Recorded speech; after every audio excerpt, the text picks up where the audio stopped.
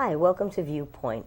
Viewpoint's mission is to bring you people and resources that answer questions. People have problems and issues and concerns, and we do it by bringing you our guests who are on the front lines to answer your questions so that you don't feel alone. And my co-host is Susan Solomon, who is the Executive Director of Drug Crisis in Our Backyard.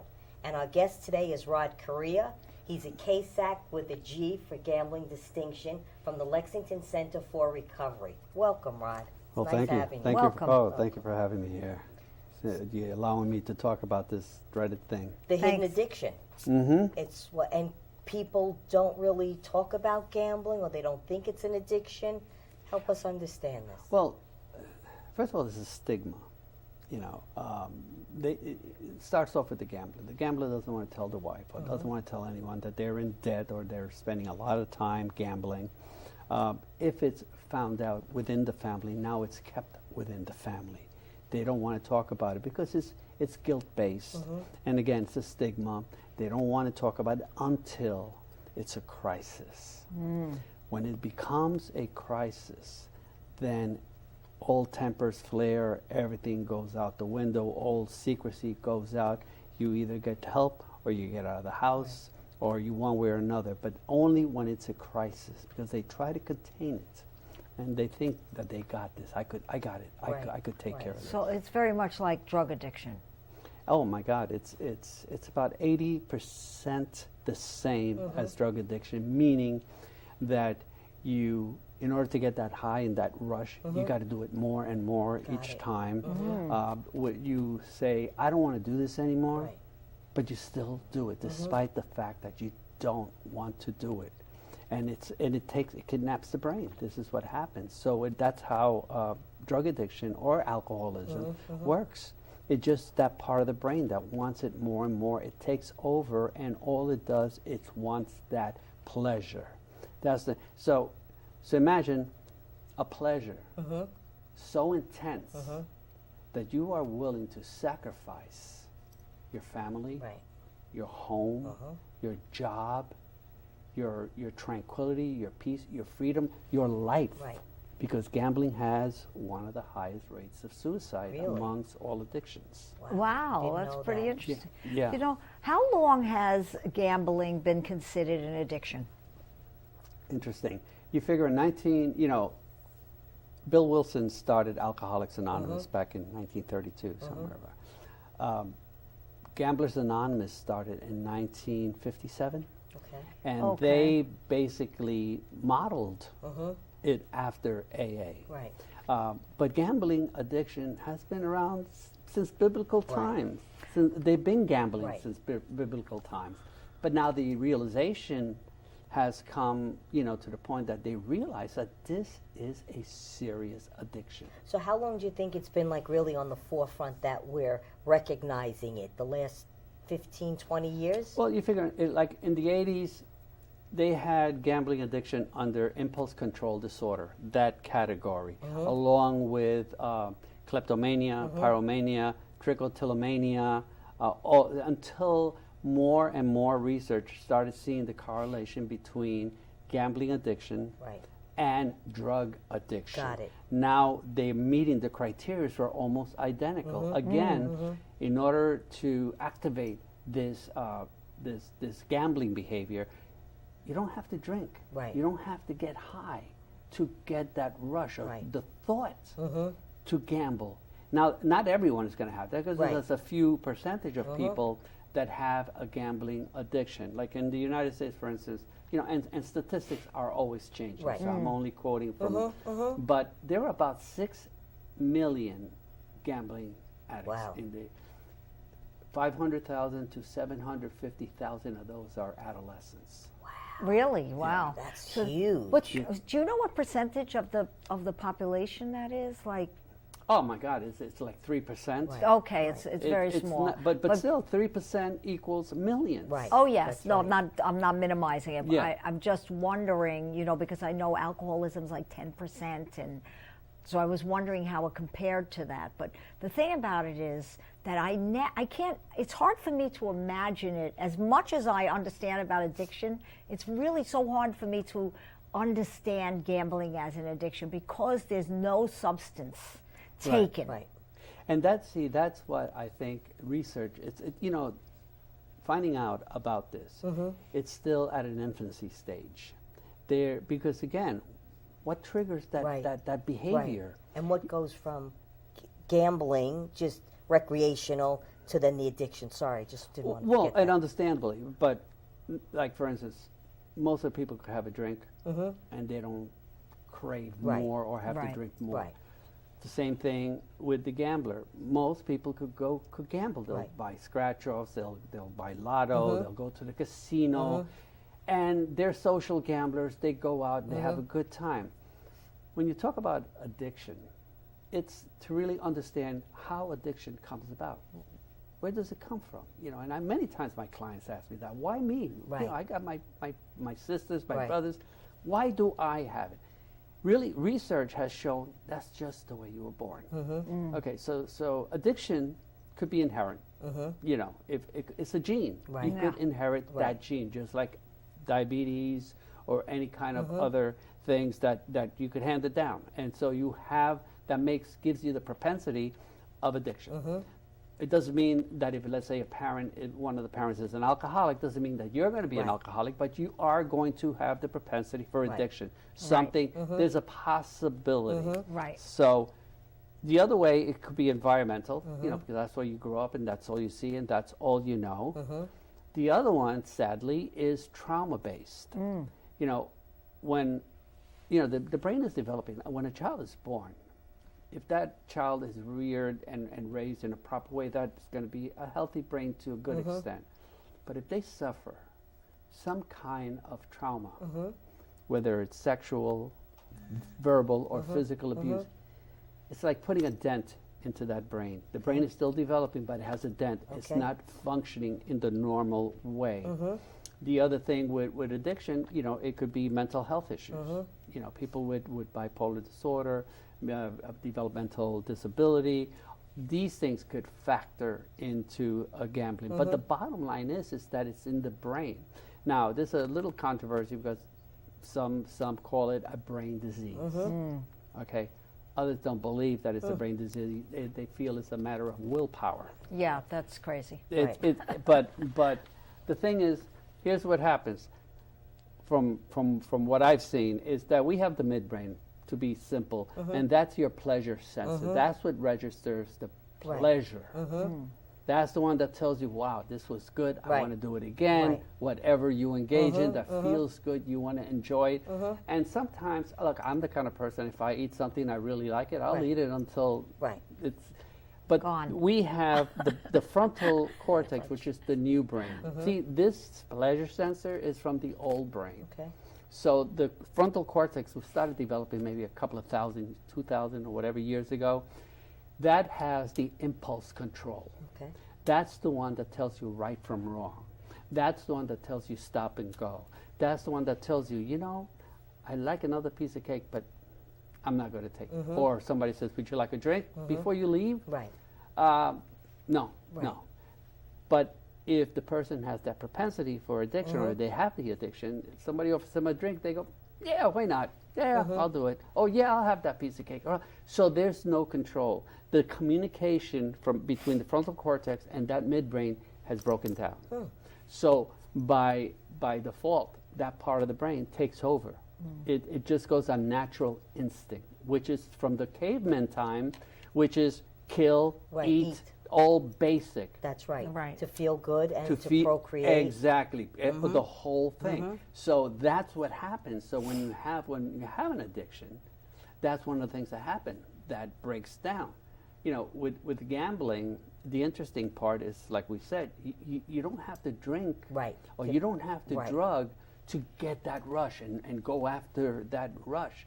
And gamblers, when you said about a hidden disease, if you're an alcoholic, you could tell you drank. Your voice is blurry, your eyes are red, or you're staggering, the same thing if you do drugs. There's some physical. But a gambler, you can't tell. Gambling does not collapse the nose. Gambling does not give you red eyes. But gambling you could gamble and no one will know, which is right. one of the reasons that it's a hidden disease, because no one knows. So Right. talk about the clients that come into you, their ages, the backgrounds. Just give us an idea. Okay, so my clients, I have clients as young as 16 who are just beginning, and it's a parent that has expressed. What makes it apparent to you or to the parents or someone that they've got an addiction to this, or Well, they're headed in that direction? Here's the thing, from my Yes. experience, I've spoken to two parents that their child is gambling in school. They're playing sports. They're betting on sports. High schools, there are guys in high schools that are loaning money. They become bookies. No. Wow. Okay. So, look, I had one guy who says, look, what could I tell you? I've always loved sports. I enjoy sports. I really like it. So when they introduced me to gambling or placing bets, I won some money. And it was exciting. Right. What happens when you're young? Right. You're a risk taker. That's right. You know, you're looking, you don't think about consequences. Right. No. And you're going after the fun and the pleasure. That's right. Right. So it starts at that It's a young. setup. My oldest is 80 years old. Wow. 80 years old, who in the latter part of his year got into racetrack and betting, and wound up spending so much money that the bank is foreclosing on his Wow. mortgage. Oh, that's terrible. Yeah. My Very father sad. used to like to go to the track, Right. but he wasn't a gambler. Right. See, there's a difference. And my mother liked to go to Mohegan Lake Yes. and pull the slots. Yeah. But they just did it for fun. Right. They Well, were that's not, the thing. The social gambler could go to the casino or Right. anywhere and say, you know what, I'll have $100 I'll spend. Right. I'll have a good time. If I win, I win. If I lose, I lose. Right. You know, and that's fine. The gambler or the problem gambler is the one that says, you know, this is the wife. If you go with, sometimes you go with the wife, Right. and the wife says, well, let's go. Oh no, just a little bit more, Right. just a little bit more. Right. And then you go home, and then you sneak out and you go back. yeah, it's you like know. just like drug use. That's right. You And sneak the thing out. is, you know, it's not just because gambling is one word, Right. but it has so many tentacles. You know, you have all different types of gambling to suit everyone. It's like a equal opportunity Right, 'cause you now employer. have online. Well, what can you explain some of those different types of gambling that are available to people? Oh, well, legally, you got lotto. Just going to the store, you got lotto, you got scratch offs, you got pick four, and you got you have all these kind of games just from Just going go. to. So those are just- triggers for people. Those are triggers. You know, they have a guy so and so won $10 million in this store. Right. You know, Yeah. and that triggers. You go to the casino. You go to the racetrack. You play cards, and I mean, there's so. I mean, basically, you could gamble on anything, really. You could gamble on two roaches crossing That's the floor and say who's going to get there first. Right. So it's the excitement, it's the thrill, and it's the rush of placing a bet. Right. It's not and about winning. the money. Is that correct? Is it Well- about winning, or does it really have to do with the money, or does it have to do more with the feeling that they get in the brain if they think they're going to win? Well, first of all, it depends on the person. I've had people say, I don't care if they place a sports bet. I don't care who wins. My excitement is the rush, the action, Right. and getting involved. I get all excited. When we talk about the casino, as you're approaching the casino and you see the lights and all that, you got that rush. And that's where the excitement, and all of a sudden you're playing, you win some money, all of a sudden that excitement goes away. Right. So some Okay. is the money, some is the rush. Yeah. Then you look at the different cultures or just low income people, they'll Right. gamble with the belief that it's going to solve their problems, their monetary problems. They do gamble with the belief? Oh yeah, oh Yeah. absolutely. I know I'm going to win, and Yeah. it's distorted thinking. Right. That's what happens to them. Their exactly. thinking is so distorted, so simplistic that I had a lady had $1,500 to pay her rent, but she had the $1,500 cash, and she said easily she goes, well, you know, if I gamble, I'll double the money. That's right. Pay the rent, and I have $1,500. Right. Went to the casino, sure enough, lost it all. Wow, Now that's tough. she has to pay the rent, so Right. she goes to someone to loan her $1,500 so she could pay the rent. Right. They give her the $1,500. The thought again comes back. Wow. I could take these $1,500, but and they don't win. Right. See, that's the magical thinking Right. behind this. Yeah. Is this magical? It's like the reason it's magical thinking is because they actually believe that they're going to win. I had a client that plays bets, sports bets, Right. and the bookie told him, "Do you realize that your last 13 bets you lost them all?" Instead of that triggering anything, he goes, "Well, then I got to win this time." Right. Wow. That's right. That's the way. And then, of course, at that point, when they're in that gambling mode, they're in a fog. Right. It's Okay. a frenzy. It becomes a frenzy, but they're in a fog. Yeah. All right. And all they see is that game in front of them. Right. If it's a slot machine, it's tunnel vision between you and that slot machine. If it's placing bets with bookies, whatever it is, that's all you see. You don't think of consequences. When you lose all the money, Right. the fog lifts, Right. and then you go, "Oh my God, Right. what did I do? What am I going to tell my wife? Right. Yeah. What am I going to tell my boss? If you borrow money from work." Right. There's no dignity. Unfortunately, a lot of the dignity gets lost because things that people do to get the money, Yep. to gamble, or to pay debt, goes beyond what is called normal or something to be very shameful. Shame-based. Like drugs. Like Right. drugs. Yeah, I mean, Absolutely. look, people. Prostitution. Absolutely. Even Yeah. though that's not what they do, but the thought of needing that money will lead them to prostitute, male or Right. female. Right. That's To do passing, dealing, passing bad checks, the stealing, everything, and then, courts are not as lenient as Right. they are with people with drug or alcohol convictions. Okay. That's interesting. Yeah, They don't because think of it as an addiction. and you'll serve time for stealing. Whereas, a drug addict, they go, Right. "Well, Your Honor, he has a history of That's drug right. use, and his behaviors are Right. based on his drug." But a gambler is a gambler. They go, "Well, you got to serve the time." I have clients that Wow, have served that's time. pretty interesting. Yeah, so one of the important things, which is I appreciate doing this, is when it comes to gambling, is to raise this awareness. Yeah. So what's treatment for someone who has a gambling addiction and they come to see you? How do you help them? Well, it's in stages. Okay. The first stage is to get them to stop. Right. The second stage is to get them to stay stopped. But in between, during that time, I provide them is to, I always consider gambling addiction as being possessed by an enemy, something that is living inside of you, Yeah. and basically in here. Right. So it's important for the gambler to understand this, Right. because they're guilty. I'm a lowlife. I'm hopeless. shame. They call themselves all kind. I'm a I have degenerate no gambler. No control. Yeah, my wife calls me a loser and all Right. that stuff. And I if they have the addiction, I tell them, look, this is not your fault. Right. Because you were born, you have this in you. You have an addiction. It's not your fault. You didn't wake up one morning and say, "Gee, what a great day to have a gambling problem Right. and ruin my life." That's right. Yeah. And it's gradual also, because like you had mentioned before, you can start having fun. Right. But then all of a sudden, it becomes more and more and more. Right. Now, when we talk about the expanse of people that gamble, like I said, from adolescents to senior citizens, they have their all different types. Senior centers. Right. The bus Yes. comes and That's takes right. them to the casino. Right. They don't realize that they have a problem, and Right. they have a good time. But some of them, senior citizens, some of them suffer from dementia. Right. So what happens with that? They're gambling. They have no thought of consequences. Their inhibition, no inhibitions. So this thing really just penetrates the brain, and like they say, it kidnaps the brain, Yeah. because all your logic is out Just the like a window. drug addiction. Yeah.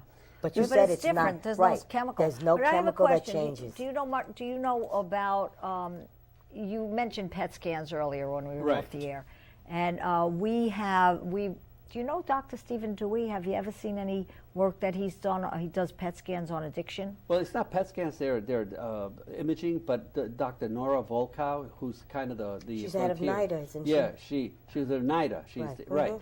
She is the one that I have total respect for her and her knowledge, and she explains what's happening in the brain with addiction, and she's seen that again, not only if you engage in it, the brain reacts. Right. But the thought, the thought. What I'm about, gonna give you- what I wanted to ask you about was the brain, the infant brain, or the childhood brain, if it differs from, like, studying these brains after they're addicted, and then, knowing if that brain was not like whatever the normal range of dopamine in the brain would be. You know what I mean? I wonder if you know anything about that. So if I have a client coming to me, we do a whole assessment, and we do a psychosocial, and we do a modified mini to understand what their past was. One of the questions is, are either of your parents addicted, have any addiction issues, drug or alcohol? Because then that start putting the pieces together, and you start seeing, wow, maybe this is something that's inherent. Understanding, again, the education with a client is to understand this foe, because the whole idea is to vanquish this foe from inhabiting your head. There's no cure for addiction. Right. But, and I always tell them, and they're devastated when I tell them that. I said, but the good news is, there is always good news, is that you can shrink the power. You could take the power back. Got it. How do you keep addiction alive? By feeding it. Right. If you're drinking, you constantly, this thing is it's a hungry mouth. It wants more and more. If you're gambling, that's all it wants. It wants to continue gambling, gambling, no matter what the circumstances are. I had a lady tell me the other day, I was amazed. She says, I called out sick from work because I was burning up with a fever. Burning up. So it was like noontime. She realized at noontime she could get the numbers, because now, again, to get more money in the state, that's another discussion. But like lotto, or you could buy now lotto in the morning, and then you could buy it in the evening. So there's 2 drawings. Oh, okay. So here she is thinking, in bed, sick. Oh, the afternoon drawing. Right. She goes, I got dressed with fever. Right.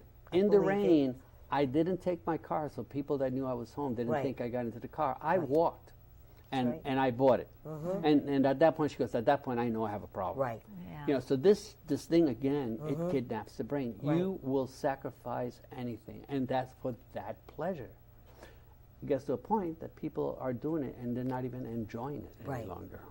Like drugs. That's right. Same as Same drugs. thing. It parallels. They're very much, and about 50% of problem gamblers have an alcohol or drug addiction. Okay, so Problem. they're cross-addicted. They are cross-addicted, and they play off of each other, because once you have a drink or you have a drug, sets all your everything inhibitions, and you go the hell with it, and you get all this, and then you do what you do with more intensity. Do you have 12 steps with Gambling Anonymous? Yes. It's based on on AA. It's almost the same, but And how many people, like Rod, how many programs have gambling programs? Well, when I started, Right. the state offered it to the Lexington Center, and then in return, they asked me if I was interested in taking this and developing it, and at that point, I was the only one in Westchester that I knew of. Right. Private, private therapy, yes, but to have someone to understand exactly what gambling is about and understanding addiction, and I've been in the addiction field for a while, so I understand. And then when you see, understanding that there is no difference between the gambling and the drug or alcohol, that's right. It's easier to understand the way they are, because look, what I deal with, because I do individual sessions, and I see the pain. Yeah. The pain. They lose everything. The family turns their backs on them. The trust is out the window. A wife had an intervention with a man the other day, one of the clients, and basically the intervention was, well, either you stop, or I'm leaving. I'm taking the children. I'm leaving. Wow. And that's it. And what do I hear a lot? I'm not a bad person. Right. They have an addiction. So I have another question. So these kids are playing video games all over the place, like from when they're 2 and 3 years old. Do you think that this is something that is causing more addiction in our society? Absolutely. With technology, First of all, they're making it so much easier. You talk about the children. The children, like the lights and the, with the children, the gaming, not gambling, but Right, the gaming. right. But there is a correlation between gaming, because they spend, and I hear it all the time, they go upstairs and all they do is to play That's these right. games in the middle of the night. So what suffers? School suffers. right. They wake up late. Right. They're not focused in school. They're not. Their grades are suffering, and it is an addiction. Right. Look at kids nowadays with their cell phone. I Oh, know. it's terrible. You're right. They're Cell phones walking really It's are real around. easy, because once they prime their brain with the games, to go from that to priming themselves with a little gambling here, a little gambling there. It seems like Or they're already addiction. right. Addiction. The brains are already primed for because that people excitement. are saying, why are so many of these young adults addicted? Right. So I'm wondering, going back, I mean, it's just a thought. Right. Going back to when all this stuff started with the gaming, which Right. really isn't that long ago. Right. No. Right. 20 years, the that most. these kids' brains, starting at an early age, started to develop that reward center Absolutely. from the gaming. And also the fact that schools are teaching them how do you navigate through a computer. Right. So they're good at it all the time. They're Right. really good. Look, and it's not only children, because I had a client in the 30s came to me, Right. talking to me about, and I thought he was talking about his gambling online. I thought that's what he was talking about. He's talking about gaming. And I'm a little confused, and I didn't understand. I said, wait a minute, you're playing a game? And he goes, yeah. I said, and you lost $80,000, Wow, the that's a lot of entire money. Wow. savings, the entire household savings, Wow. that in turn made his wife very upset. That is upsetting. That's a lot of money. $80,000. So I'm listening to him, and I said, but what are you winning back? Right. He None. goes, there's nothing. Right. No. I go, wait a minute, so you spend $80,000 playing this game, Right. and these are the games that you have the phone, and you're talking, and you're playing with people other across the people. world. Right. Right. He says the prestige. Oh. So that's And another. that was his rush. Wow. That was his rush. Wow. But he was doing everything no different. Looking at the phones, checking on the Got it. games. With these games, you buy a character, Yes. and then Okay, you arm so them. Got it. that's really pretty It interesting. is, and right? you know what? We're out of Time. to believe that we're out of time. No. Yes. We are. Rod, you're going to have to come back. Oh, I would love Again. to. Again. There is so Just- much. There's so much, really, when you Yes. start looking at it and talking about it. So There's a lot it was to cover. great Well, to have thank you. you. Thank you very much Thank for you. being here. And we will have you back again. Absolutely. And the main thing, and I'll say this, is the most important thing is to raise the awareness. Raise and aware- that's you're what we're doing right now. That's So very thank you, important. and join us Thank again you. for our so next much. show next Yep. week. Thank you Thank you very so much. much. Rod, it was great having you. Great Thank having you. you. My Love, pleasure. love. And you know what? Another thing.